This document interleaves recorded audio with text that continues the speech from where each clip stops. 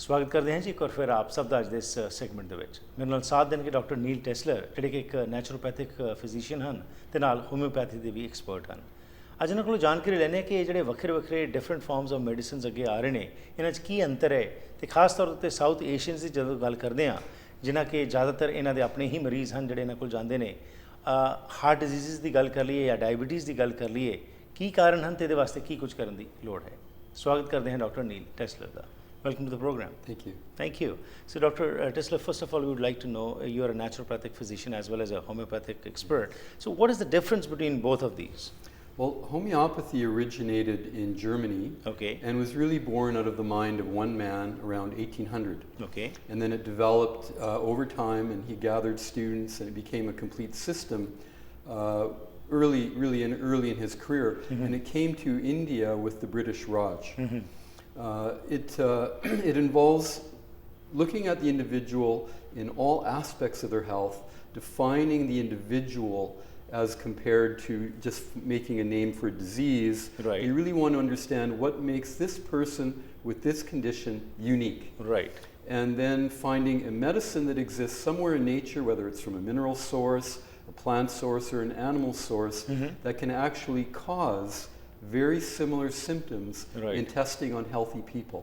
When there's a natural match between the pattern and the unique pattern of the individual and the unique pattern of the substance, that's the correct homeopathic remedy. Now, naturopathic medicine also developed mostly starting in Germany, but later in the 1800s, out of a combination of old herbal medicine and water cure and a variety of other therapies that gradually came together, migrated to the United States, and gradually incorporated herbal medicine of the North American Indians and some of this European nature cure and chiropractic techniques and a little homeopathy. It's really a lot of different things. And that eventually became the naturopathic profession, which today is a licensed profession in many states in the United States and provinces in Canada. Involves a very sophisticated medical training. So it's a 4-year very in-depth medical education, and it's licensed in British Columbia. There are some naturopaths like myself, very few, who specialize in homeopathy. But I discovered homeopathy when I was quite young. I was 18 years old in India. And I became a naturopathic physician so that I had a good legal and medical foundation for my practice of homeopathy. Wonderful, that's great. And more and more people, I would say, are turning now to naturopathy because they find there are no side effects and advantages are much more as compared to the allopathic medicines. Correct. Coming to the issue of, like we know that there are, amongst your patients, a lot of them are Indo-Canadians who come to you. So today let's focus on the issues and challenges what the Indo-Canadians are facing, and amongst the top what I read and find out is diabetes and then heart disease also. What, according to your research with your interaction with the patients, would you like to tell us what are the major reasons and how can they be helped by naturopathy or homeopathy? Well, the first thing to understand about heart disease and diabetes is that they are both preventable diseases. That means that the right choices made at an earlier point will prevent the development of the atherosclerosis or damage to the arteries or damage to the heart that can happen if we don't take care. So I did discuss previously issues of diet in the Indian diet. Of course, the first point for everyone interested in preventing diabetes or even heart disease, really very similar in terms of preventable aspects, is exercise. You know, a lot of the ladies they're in the kitchen or they're in the home, or maybe they're professionals nowadays, a lot of the modern Indian women, but people are not getting enough exercise. And this just doesn't mean a walk around the block or a walk to the park, this sort of thing. It means vigorous exercise on a regular basis. Our body responds to that so well. We develop better cardiovascular health. We develop muscle mass, which otherwise begins to go down after the 40s at a rate of about 5% every 5-10 years. You're losing muscle mass. So we want to do weight-bearing exercise to build muscle mass and do cardiovascular exercise to keep the heart healthy and strong. That's the first thing, is exercise. And this will keep the blood sugar under control, improve insulin sensitivity, so many advantages. The mind feels sharper, we Right. feel better. Now the next thing, of course, is diet. Right. In terms of diet, the first thing is lots of fresh fruit and vegetables. Now, in the Indian diet, as we know, take an example of saag or even any Indian dish, a lot of sauce, a lot of oils, Right.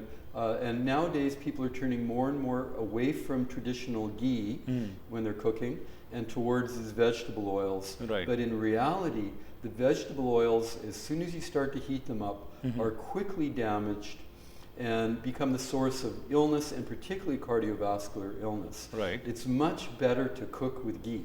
Oh, the Ghee is- desi ghee is better. The ghee is much healthier. Okay. Both for frying, Right. even deep frying, it's much, much healthier to use in the food. And this has been Right. shown now. This is really the most up-to-date information.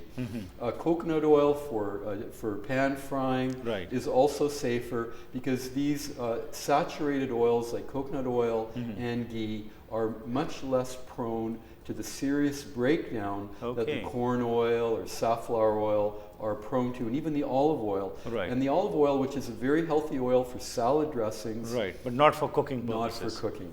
At least, I mean, you can make, say, tomato sauces and things Right. like that, but if it's overheated, it actually breaks down more quickly than Okay. the safflower oil and the corn oil and things like Right. that, and they're very damaging. So, Dr. Tessler, as you have said, diet and exercise are the major things which can help you prevent these. But what about the genes as such? You know, like hereditary, what we carry on. How much influence does that have? That's a wonderful question.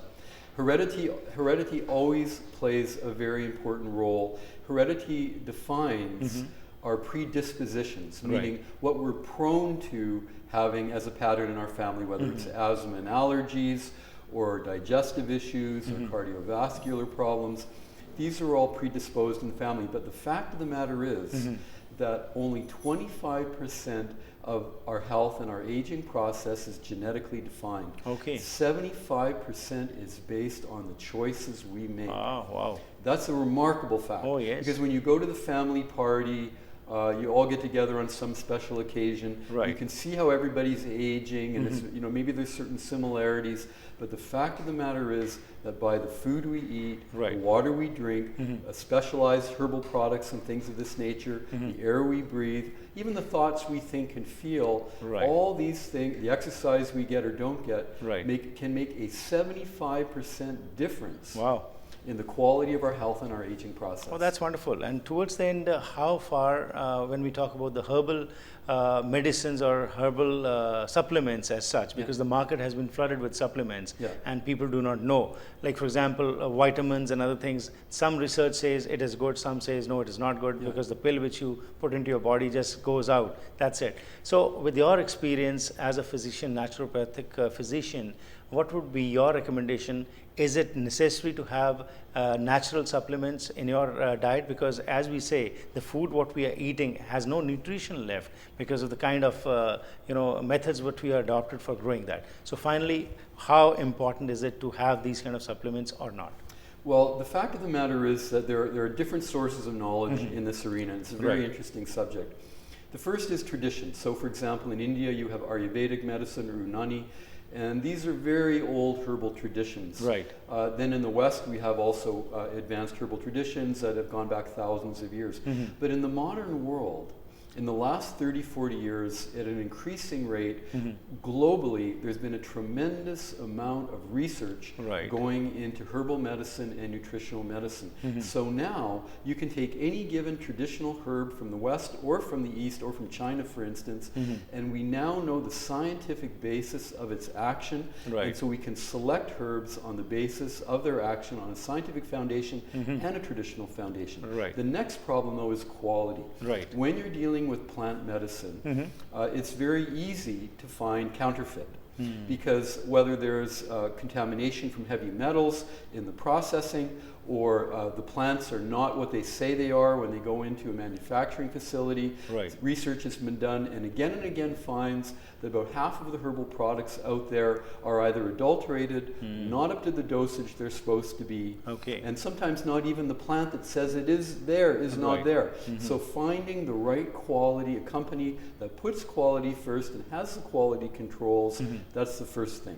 Right. But when you have that in place, the results are phenomenal. You can make tremendous differences when you use the right herbal and nutritional products. Wonderful. Dramatically, both in terms of moods. Right.